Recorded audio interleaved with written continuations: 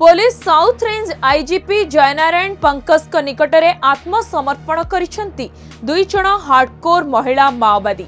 बौद्ध जिला पुलिस मुख्यालय ठारे आयोजित एक खबरदाता सम्मेलन रे आत्मसमर्पण करिथिबा दुई महिला हार्डकोर माओवादी को स्वागत करने सह सरकारक समस्त सुविधा जोगाई देबा पई प्रतिश्रुति देइथिले।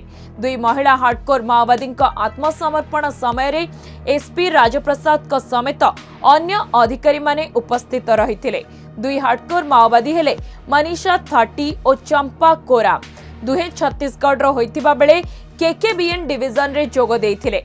सेमाने 2018 रु सीपीआई माओवादी संगठन रे कार्य करुथिले। उभय छत्तीसगढ़ एवं ओडिशा राज्य रे अनेक हिंसा घटना रे जड़ित थिले।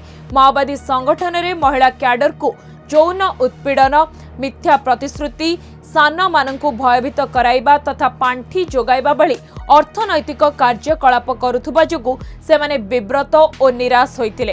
शेषरे सरकारक आत्मसमर्पण एवं पुनः थैथान योजना रे आकर्षित हेबा सह साधारण जीवन यापन करबाकु मनस्थ करी सेमाने आत्मसमर्पण करिथिबा कहिसंती। अन्य पक्षरे एबे भी जेउ माने माओवादी संगठन रे कार्य करुछंती सेमाने आत्मसमर्पण करी सरकारक आत्मसमर्पण एवं पुनः थैथान योजनार सुजोग नेबाकू साउथ रेंज आईजीपी और एसपी परामर्श दैछंती।